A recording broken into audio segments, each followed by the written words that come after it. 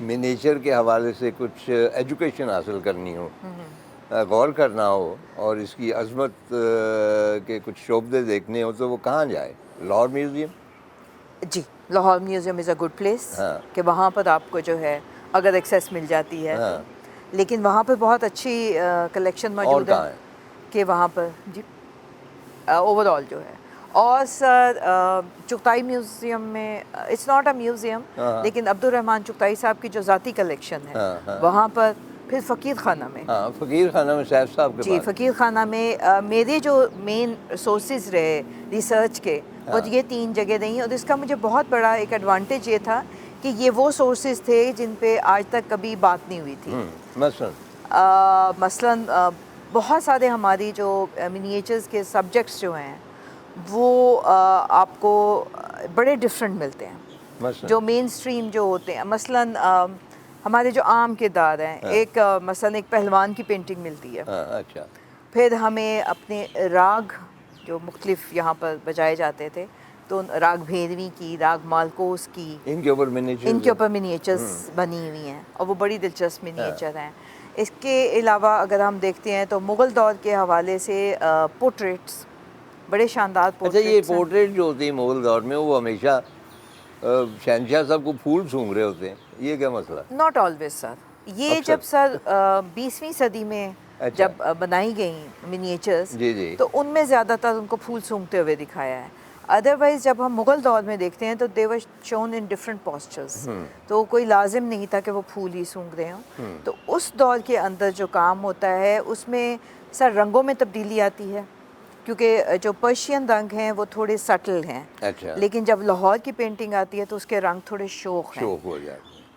سب سے بڑی کوالٹی جو دکھائی دیتی ہے وہ پورٹریٹ کے حوالے سے ہمیں نظر آتی ہے کہ جو بیٹھنے والا جس کی تصویر بنائی جاتی تھی اس کی سر کیریکٹر ڈپکشن جو ہے نا وہ بہت زیادہ دکھائی دی. اچھا، آپ کا کیا خیال ہے کہ جب یہ پورٹریٹ بناتے تھے منیچرسٹ تو جس کی پورٹریٹ بنانی ہوتی تھی اس کو ایز اے ماڈل سامنے بٹھاتے تھے؟ سر فارملی نہیں بٹھاتے تھے. ہاں جس کا پورٹریٹ بنانا ہوتا تھا عموماً یہ کیا جاتا تھا کہ آرٹسٹ اس کے ساتھ کچھ وقت گزارتا تھا، ہاں کچھ دن گزارتا تھا، وہ جو ایکٹیویٹیز کرتا تھا تو فنکار اس کے ساتھ ساتھ ٹریول بھی کرتا تھا.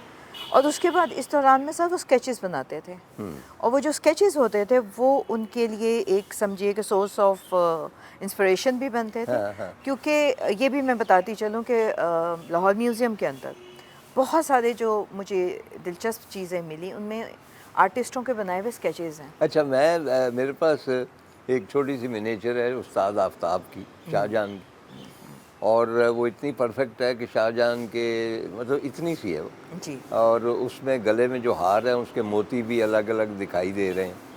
اور جو اسکیچ کی آپ نے بات کی ہے وہ بھی ایک میرے پاس ہے کہ اوریجنل اس طرح بنایا جاتا تھا. ہاں ہاں اچھا، میں یہ جاننا چاہتا ہوں کہ جو آپ نے فارن انفلوئنس کی بات کی، جب ہم دیکھتے ہیں ایرانی منیچرز تو چینی سے ہوتے ہیں لوگ، جی مطلب پینے سے نا. جی تو کیا یہ چائنا کا انفلوئنس تھا، منگول تھا کیا؟ منگولز کا.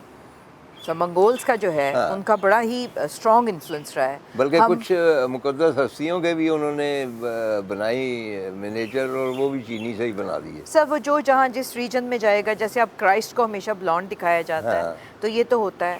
اور مقدس ہستیوں کے حوالے سے میں آپ کو سر بتاتی چلوں کہ ہماری سب کانٹیننٹ کی روایت میں بھی ہمارے جتنے بڑے اولیاء اکرام گزرے ہیں ہاں ان کے بہت زیادہ پورٹریٹس، ان کی بہت زیادہ پینٹنگز بنی ہیں. اچھا اور دلچسپ بات یہ ہے کہ یہ پینٹنگز کو ثواب کے طور پہ خریدا جاتا تھا ہاں. اور گھروں میں لگایا جاتا اچھا، تھا. کوئی آپ ریفرنس دے سکتی ہیں کون جی سے سر، اولیاء کرام؟ شمس تبریز، مادھو لال حسین، اچھا پھر شاہ بلاول، ہاں داتا صاحب کے داتا دربار. ہیں جی منیچر ہیں جی اور اسی منیچرس زمانے کی سر زمانے میں ویری بھی کرتے ہیں، بعد میں. ہاں زمانے ویری کرتے ہیں، لیکن زیادہ جو منیچر میری نظر سے گزری ہیں وہ 18ویں اور 19ویں صدی میں، ہاں اور لاہور کے آرٹسٹ جو تھے وہ بناتے جی تھے. جی اور سر یہ جس طرح سے کرشنا کی اور سیتا کی اور اس قسم کی پینٹنگز بنتی تھیں. ظاہر ہے کہ وہ مس اتنی اور بھی ہے. دلچسپ بات یہ ہے کہ یہ تمام آرٹسٹ جو تھے ان میں کوئی تشخیص نہیں تھی کہ ہندو ہے تو ہندو تھیم بنائے گا، مسلم ہے تو مسلم تھیم نہیں، بنائے گا. استاد اللہ بخش جو تھے جی سر، وہ کرشن بنانے میں پوری اپنا پورے سب سب کانٹیننٹ کانٹیننٹ میں مشہور تھے. ان کی بہترین جو تھی ہاں پینٹنگز اور ان کی بنائی ہوئی کرشنا کی جو پینٹنگز ہیں وہ ہر شخص اس کو ایکوائر کر کے اپنے گھر میں لگانا چاہتا تھا. کیونکہ کریٹیوٹی میں تو ریلیجن نہیں ہوتا. نہیں سر، آرٹس میں جو ہے وہ کوئی ریلیجن اور کوئی باؤنڈریز نہیں ہے، تو اس لحاظ سے ان کا کام جو ہے. تو اچھا، آپ کا کوئی فیوریٹ منیچرسٹ آج کل جو بنا رہے ہیں لوگ؟ آج کل سر کافی لوگ کام کر رہے ہیں اور میں اکثر ان کے کام دیکھتی بھی رہتی ہوں، اور دلچسپ کام ہو رہا ہے. بلکہ آپ ابھی جو بات کر رہے تھے کہ جس طرح سے وہ تبریز بھیجا گیا، اسی طرح آج سے کچھ عرصہ پہلے یہاں پر ایک ایکسپیریمنٹ ہوا تھا کارخانہ کے نام سے، جو کہ 6 آرٹسٹ تھے. اور اسی طرح سے پینٹنگز جو تھیں دنیا کے مختلف حصے میں جہاں جہاں وہ بیٹھے ہوئے تھے تو ان تک وہ بھیجی گئی تھیں، اور انہوں نے اپنی مرضی کے ساتھ اس میں تخلیق کیا. اچھا جی، یہ جو کہہ رہے ہیں نا کہ آپ لوکل، اس میں جانور بھی ہیں، اس میں نباتات بھی ہیں، پلانٹس بھی ہیں، تو پچھلے دنوں ہالینڈ کی اور پاکستان کے جو تعلقات ہیں ان کے حوالے سے ایک بہت بڑا وہاں پہ گیدرنگ ہوئی اور سرکاری طور پہ وہ دن منایا گیا. تو اس موقع پر جو سٹیمپ ایشو کیا گیا ہالینڈ کی جانب سے، وہ عائشہ خالد کا بنایا ہوا ایک ڈیفوڈل. جی بالکل. اچھا، کیونکہ ڈیفوڈل جو ہے گلے لالا وہ ایکچولی تو ترکی اور ہمارے یہاں کا ہے نا، یہاں سے ہے.